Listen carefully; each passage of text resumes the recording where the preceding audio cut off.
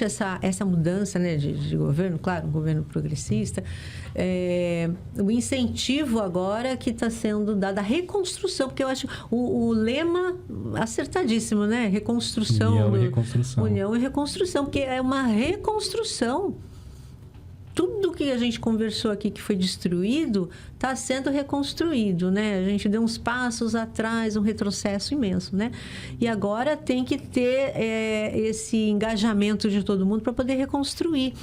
E a questão as verbas para as universidades, toda a reconstrução, né? Ministério da Cultura, Direitos Humanos, Povos Originários, da mulher, da igualdade racial. Quer dizer, é um outro ponto de vista, né? Um outro ponto de vista. E aí a cultura também tem boas novas, né? Queria que você contasse aí pra gente. Pra gente, assim, é uma grande alegria falar disso, né? Porque dentro dessa disputa, né, tem a guerra cultural. A direita, ela percebeu a importância da cultura, talvez mais do que a esquerda no último momento político, né? Essas narrativas que eles disputavam, né, sobre visões de mundo, ela era muito bem pensada, muito bem articulada, né? As estratégias também de disputa que eles implementaram. Então, agora, com a retomada do MINC, a possibilidade da gente construir uma política cultural que descentralize o investimento, que chegue mais nas pontas, que reconheça que a cultura não é só as linguagens artísticas, né? Que coloque dentro das políticas tanto vertentes como os povos originários, como as casas de axé, como as ações que até então... Porque quando a gente delega a cultura para o mercado, a gente inviabiliza tudo aquilo que não serve de mercadoria. Então, essas políticas que foram inicialmente construídas, começaram a ser pensadas anteriormente, teve até grandes avanços como Cultura Viva, que depois o próprio governo do PT desmontou, já no último momento. Agora é uma oportunidade de pensar tudo de bom que foi feito e também o que foi uns erros que aconteceram no processo anterior do governo petista. Então, agora a gente tem aqui na região, nesse terceiro trimestre, um investimento através da Paulo Gustavo de 15 milhões nas 9 cidades. E explica o que é Paulo Gustavo. A Paulo Gustavo é uma lei emergencial que surgiu em 2021. A proposta foi aprovada, mas diferente da Aldir Blanc, que foi aquela anterior, que foi um milagre ter sido feito durante o governo Bolsonaro, né? Foi porque teve uma convergência muito grande de gestores municipais, gestores estaduais, a bancada, os movimentos organizados, pedindo algo para a cultura naquele momento de pandemia, porque a cultura não é que só foi a primeira a parar. A cultura era invisível, Eneida. A gente não tinha em nenhum lugar nem o mapeamento de quem nós somos. Em que lugar nós estamos na cidade? Qual é a nossa atividade? E a cultura... Saiu uma pesquisa agora que apontou que a indústria cultural, toda a cadeia cultural já está movimentando mais no país do que a indústria automobilística. Poxa. E tem uma projeção de crescimento. E esse levantamento não leva em questão a informalidade. Que talvez, se você for levar a informalidade da cultura, você consiga dobrar, né, o movimento econômico desse setor. Com certeza. Então, a gente tinha uma verba no Fundo Nacional de Cultura, uma verba no Fundo Nacional de Audiovisual, que foi uma conquista do setor do audiovisual há 10 anos atrás, mais ou menos, que estava acumulada em todos esses anos de Bolsonaro. Então, a ideia dessa lei é executar essa verba. Era para ser ainda é em caráter emergencial, era para ser, porque estava no finalzinho da pandemia. Essa lei, o Estado de São Paulo vai receber quase 400 milhões para investir e metade do valor, dá 700 e poucos milhões para o Estado de São Paulo. Metade desse valor, quem vai aplicar é o governo do Estado, metade foi dividido pelas prefeituras dentro de uma equação que é o IDH e o número de habitantes de cada cidade, porque a gente não tem ainda quantitativo de número de trabalhadores da cultura de cada cidade. Uhum. Então, em Santos, a gente vai receber 3,2 milhões. Puxa! São Vicente, 2,7. Guarujá 2 alguma coisa, Praia Grande também 2,7, 2,8. Nossa. E aí algumas cidades menores vão receber um valor menor, mas também é um valor que a prefeitura não tem a liberdade de usar como ela quer. Ela não pode construir um banheiro na Secretaria de Cultura. Ela não pode colocar em prática aquela ideia do secretário. Ela tem que aplicar esse dinheiro em forma de editais para produção, formação, questões que já foram construídas pelo movimento nacional, estadual, com participação social. Isso é uma outra coisa muito importante da lei, né? Sim. Tudo tem que ser assinado por dentro de alguma esfera de participação social, seja o Conselho de Cultura, com um comitê estabelecido, qualquer entidade de classe da cultura, tem que ter participação social. Tem cotas também, né? Tem cotas, né? A lei, na Paulo Gustavo, na Aldir Blanc, que foi a lei anterior, a gente, em Santos, tinha o apontamento de cota, mas não tinha valores. Aí aqui em Santos a gente conseguiu até algo, né, bem progressista, assim, dentro dos limites postos, não que seja justo, mas conseguiu cota para pessoas pretas, mulheres, LGBTQIA+, tem, agora tem PN+. Tem, mas pode ser LGBT+, que... Mas tá bom. Tá. Até a gente se acostumar, né? É um processo, né? É um processo. Que sempre a gente vai aprendendo. Vai aprendendo. E então, deficientes também, eu acho, deficientes, né? PCDs. Povos originários. Aí agora, nessa lei, já saiu um avanço, né? Então, a gente tem 20% do valor para pessoas pretas, 10% para os povos originários. Aqui em Santos também a gente vai ter um sistema de pontuação a mais para mulheres, LGBTQIA+, PCDs e também para proponentes 60+. Ah, que interessante. Que é uma coisa que acho que poucas cidades vão fazer também, sim, né? claro. Que a gente vai conseguir fazer. E aí, desse valor, 2/3 é para o audiovisual, porque são oriundos do fundo do audiovisual. Sim. E 1/3 é para as demais áreas. Aqui em Santos a gente vai ter 980 e poucos mil para atender as demais áreas e cerca de quase 2 milhões, 1.800.000 a 900 para atender o audiovisual. E aí a gente está construindo um modelo de aplicação e isso vai... A beleza disso é que em Santos a gente já, né? Quando eu digo a gente, é a gente mesmo, assim. É a gente, sociedade civil, construindo com um governo que abre espaço para construção de políticas, né? Então, Santos é a única cidade da região que já tinha editais públicos que tira daquela dinâmica de balcão a decisão de fomento para quem vai o dinheiro, né? Porque senão é balcão, o secretário escolhe o projeto que ele quer. Então, em Santos a gente tem, há 10 anos, o edital do Fundo Municipal de Cultura, que foi feito pelo vereador Reinaldo Martins, ainda na época do Papa. Agora a gente tem o Promicult, que é uma lei de renúncia fiscal, que também tem 1 milhão. A gente tem a lei do audiovisual, né? O edital do audiovisual, que é um edital que já existia em Santos. Vai publicar esse ano, já foi publicada a lei, votado, vai publicar o primeiro edital de fomento ao teatro. E a gente está construindo o edital de fomento à música para constituir, e depois tem outras demandas também. A gente construiu a lei de cultura e arte preta, né? Que tem esse recorte mais afirmativo, que saiu o resultado agora, essa semana, sim, inclusive, do primeiro concurso. 300 mil. Mas esses financiamentos se dão... Com isso verba é fora... municipal. A verba municipal. Tudo isso é verba municipal. Né? A gente tá. tem quase 4 milhões de investimento direto em Santos que a gente foi conquistando com verba a Secretaria municipal. de Cultura Entendi. e Conselho ao longo isso dos anos. Fora essa lei, Gustavo. Fora essa lei. Agora, a beleza disso, Neida, só para fazer um alinhamento, assim, é que até então só Santos tinha. Então, tem toda uma demanda das demais cidades, e como a produção cultural, não sei como é a tua equipe aqui, nem sei se todo mundo é de Santos, mas qualquer coletivo hoje de trabalho na Baixada é composto por pessoas de várias cidades. Sim. Né? Então, agora a gente vai ter um valor investido em cada cidade que vai potencializar aí muito tanto a produção cultural, a circulação, a fruição, o acesso das pessoas, né? O acesso das pessoas aos bens culturais e também é o papel dela poder financiar a sua ação cultural, que não necessariamente precisa ser artística, né? Também pode ser territorial, também pode ser... Sim, que é a cultura, né? Que a gente e que isso é importantíssimo, né? Agora, todas as cidades aqui da região têm Secretaria de Cultura, tem Conselho de Cultura instituído? A gente tem Porque uma isso é cidade que ainda não tem. né? Mongaguá, né? Mongaguá. Não tem o quê? Secretaria?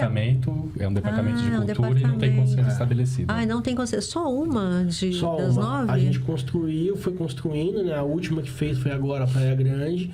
Tem conselhos com diferentes níveis de participação.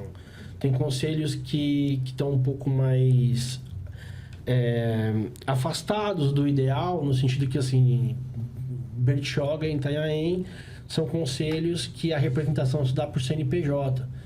Então, isso impede que os trabalhadores da cultura participem e possam representar o seu segmento.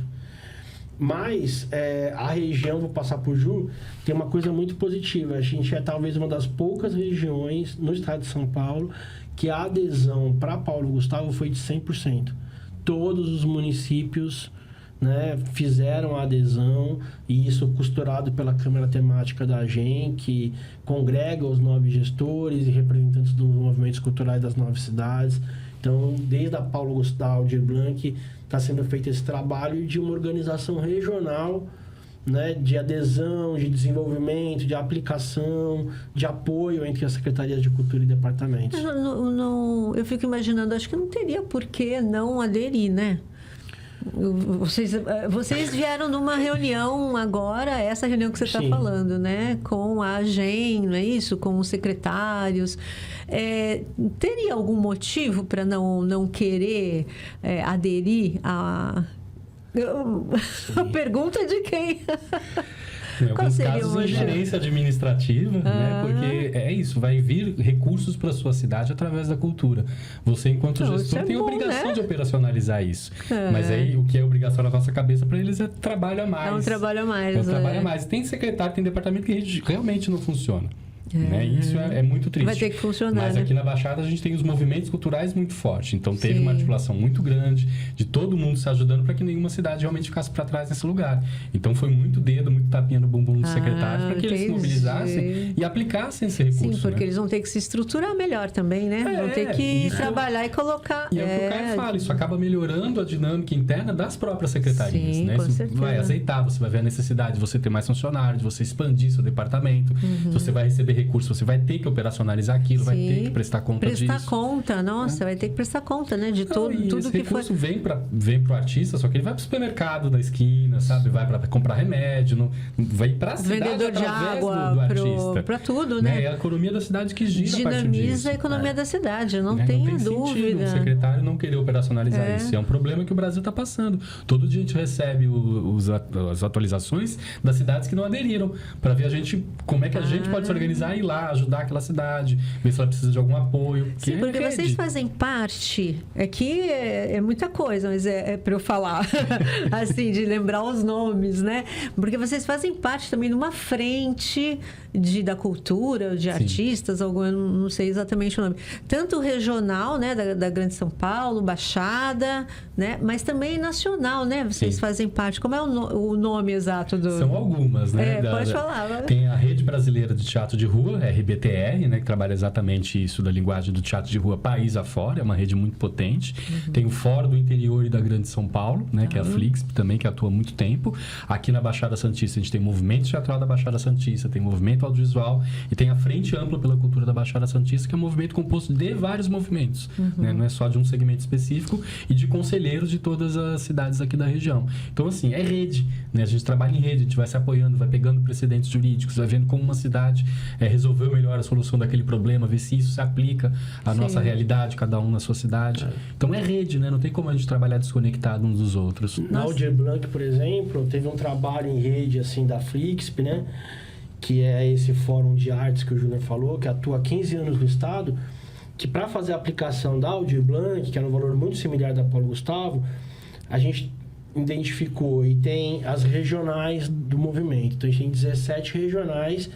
Cada regional congrega os municípios da sua região com seus movimentos municipais e conselhos.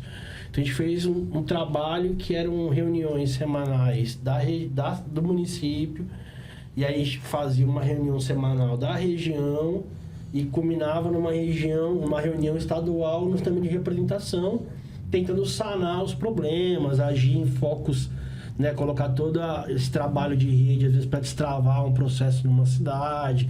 E também, principalmente, para fazer articulação com o governo do estado. Porque a gente que está num território fora da capital, a gente fica muito preso numa disputa municipal quando, né, a gente tem um orçamento gigante no governo do estado, tem um papel preponderante do governo do estado nas políticas culturais e que ele não recebe tanta pressão como nos municípios. Sim. Porque a gente não tem grandes entidades de classe para poder pautar que nem a POSP faz em relação ao governo do estado na educação. Não tem um conselho estadual de cultura também ativo. Não tem. São Paulo, mas é né? Nosso, Sim. até então, Tucanistão, que agora virou pior, né? Ele é um dos poucos estados do Brasil que não tem conselho de cultura. Não O funciona. Dória, depois de ser muito pressionado, essa luta tem mais de 20 anos, o Dória, depois de ser muito pressionado, ele estabeleceu um conselho biônico, onde ele escolheu os conselheiros. Não foi um sistema de representação, foi ele que escolheu e não funcionou. Era inoperante. Claro o presidente do Itaú, o presidente não sei o que, não funciona. Então, essa perspectiva, Eneida, você que também é uma agente política importante da cidade, para a gente da cultura, quando você fala das demais cidades, por que as cidades não estão aderindo? Tem números aterrorizadores quando a gente olha para a cultura estruturada nos territórios. Só 30% das cidades tem Secretaria de Cultura. A gente tem, sei lá, 30% que nem departamento tem. No estado ou no país? Nos países, nos municípios. Tem cidade que não tem estrutura administrativa para poder operar um convênio e fazer a prestação de contas e operar isso através de edital, passando por procuradoria, todo o sistema jurídico. Não tem, eles não conseguem ter, o Estado não está organizado para isso naquele território. Então, agora, com a perspectiva que vai ter a Paulo Gustavo, e esse ano, quando você falou de boa notícia, além da Paulo Gustavo, que vai chegar nesse trimestre, está prevista para o último trimestre do ano, a Aldir Blanc 2, que acho que aí são 12 ou 14 milhões também para a região. A revolução que aconteceu quando implementaram o SUS, ou quando implementaram o SUAS, ou o Fundeb, obrigou a estrutura municipal da Secretaria de Educação, de Ação Social, de saúde, a redimensionar o seu corpo de trabalho, a redimensionar, porque vão ter mais demanda, né? Tem uma outra responsabilidade agora. Então, a gente está iniciando esse processo onde as prefeituras precisam olhar estrategicamente e se preparar. Porque tem cidade que vai receber um recurso que ela não tem capacidade financeira de aplicar, ela não tem no seu orçamento um recurso correspondente para ela aplicar em investimento na ponta. Que o maior investimento para aplicar direto na ponta vai vir dessas leis. Então, é um setor que tem muita coisa para crescer, Além desses além dessas duas leis federais, a gente também tem um orçamento de mais de 1 bilhão do governo do estado, que a gente tem que disputar. Que não é usado, deve ser, né? Atualmente, o que chega na gente é 5% do valor que eles utilizam para financiar cultura e arte no estado. Nossa, de orçamento próprio é deles? O estado, São Paulo é o estado mais rico do Brasil. É um estado que é uma política totalmente capturada por organizações sociais, que ficam com 80% da verba. Isso que eu ia perguntar para vocês, né? Sobre essas organizações sociais, o SC, né? Que viram S's ou CIPs, né? Na cultura. Tem um dado do IPEA mapeando, eu acho que ele para em 2018, eu não sei, não tenho certeza, né? Faz um tempo que eu ia. Ele mapeia a quantidade e o que são essas organizações que recebem recursos para fazer, né? Desenvolver alguma atividade. E, se eu não me engano, a saúde é a que mais tem. E depois é a cultura. Sim. E eu estava vendo a distribuição no país, O estado de São Paulo, também, né, o maior, é o que mais, tipo assim, 30% de tudo que tem está aqui no estado de São Paulo, né? E é isso, né? Porque eu fico muito feliz quando é recurso direto, né? Quando é um recurso direto, porque é o Estado, porque eu acho que você comentou isso logo no começo, é o Estado se responsabilizando, né? E a gente como formador desse Estado, digamos assim. Mas é o Estado se responsabilizando, não é terceirizando, né? Aí tem aquela... não tem perna, aí vai terceirizando, né? Aquelas OS na saúde. A gente vê o que está acontecendo. Sim. Na educação, né? Então, eu acho bem importante quando é recurso mesmo de orçamento direto, né? E que passa por passa por conselho, passa por todos os crivos, né? De participação popular, né? De controle social. Eu acho que isso que é importante. Eu queria saber o que vocês acham disso, se eu estou completamente... Aqui a gente está refém, né? O dado que ele traz de 80% é fato, né? Um orçamento bizarro de grande aqui no estado de São Paulo. E nem eles da Secretaria de Estado têm controle sobre, né? A gente fica refém de alguns programas que não funcionam, né? Aqui em Santos a gente tem o exemplo da Cadeia Velha, que está com uma OS nova e que está atuando super contra, assim... os preceitos originais da potência que aquilo foi durante tantos anos e também era uma OS, olha que doido. E agora a gente retroagiu. O orçamento aumentou, é uma reforma que não acaba, a gente não sabe para onde escoa tanto dinheiro, porque é obra, né? Então, obra é a segunda obra que a gente vê em 10 anos sendo feita na Cadeia Velha e até hoje a gente não sabe para onde foram os 11 milhões da obra anterior. Né? Não se tem esse controle social. Né? A gente vê o programa atuando, né, de maneira muito menor em relação ao que ele pode, em relação ao orçamento gigante que tem. Então, é uma atenção que a gente tem, porque não é só o recurso que vem do Ministério, né? É o Estado. Como a gente está organizando o recurso que é grande aqui do Estado, né? Para onde ele está indo, para onde está escoando e por que a gente não tem um controle maior sobre isso. Não tem um controle. Eu lembro, já uns anos atrás, um dos presidentes do TCU, que... ele falou assim, olha, essa história de OS é uma caixa preta. Você não tem como rastrear o recurso. Não tem. E era muito nítido na saúde, né? Porque essas que tem aí. Mas ele falou isso, quer dizer, o cara que entende disso. Então, de fato, a gente não consegue. Então, ter esse orçamento direto, eu acho que é isso que a gente tem que brigar, entendeu? Tem que... digamos assim, que bom, o caminho é por aí, né? Que tenha o controle social e cada vez melhor o controle social, né? Porque se a gente não participa também, né? Como a gente sabe, né? Sim. A dificuldade que tem da participação das pessoas, aí fica fácil, né? A manipulação. Então, eu vejo assim com muito otimismo esse novo governo que entra com esse outro olhar, né, para tudo, para toda essa área social, né, e de pessoas, né?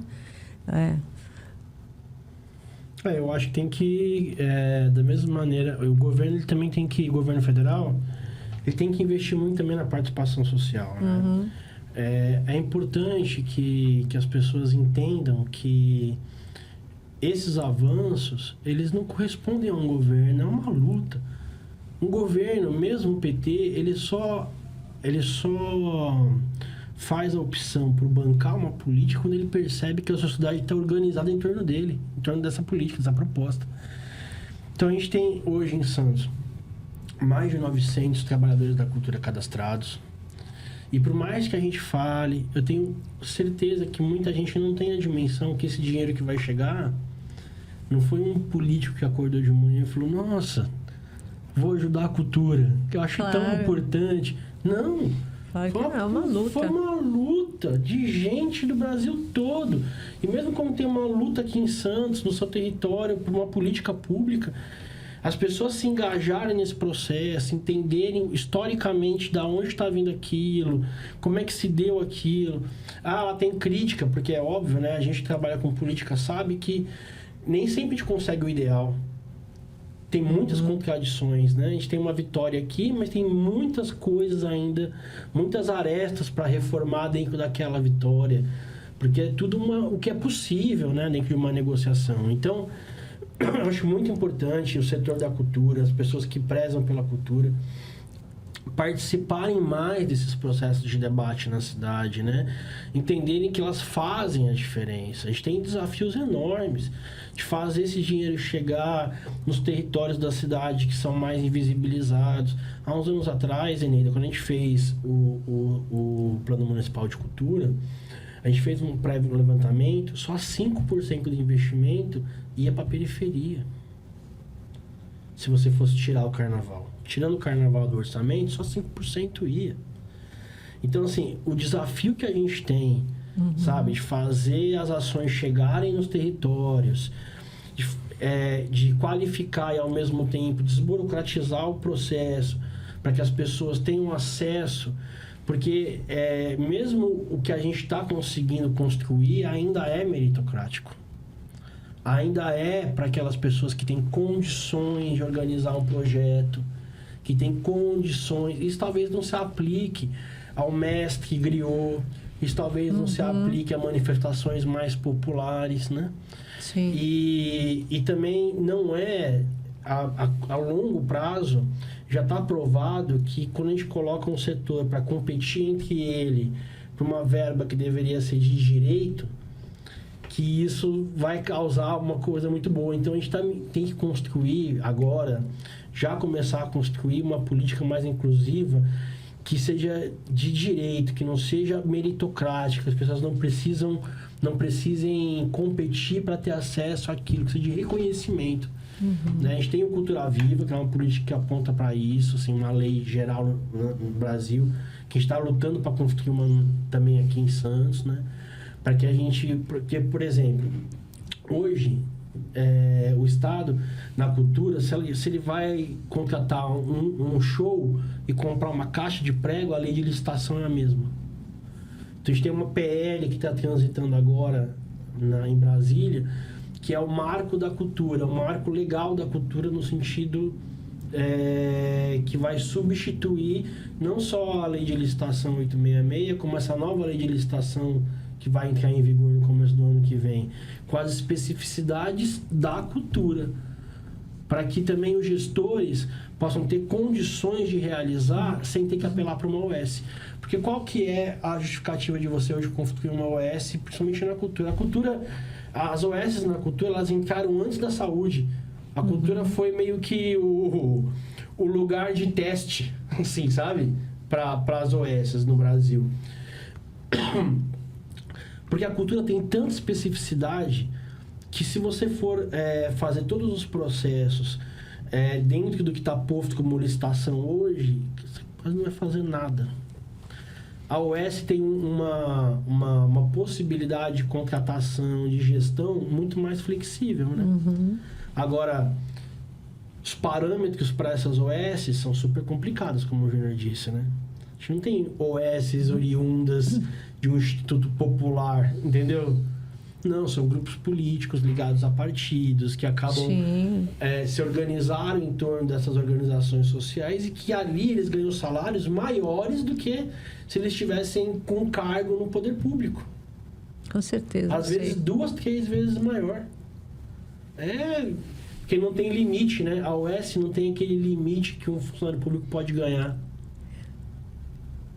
É bem perverso mesmo, né? Seria algo que a gente teria que aumentar concurso público para a cultura, assim, muito, que aqui em Santos vai ser impossível, concurso público para a cultura, criar uma estrutura, triplicar o orçamento para poder atender o número de equipamentos que a gente tem aqui. E a OS acaba sendo a possibilidade neoliberal que vem de encontro aos problemas que eles mesmos criaram. É muito conveniente para o poder público, né, OS? Ah, com certeza, né? Muito. Com certeza. Dá o dinheiro, depois não vai nem atrás, nem faz de conta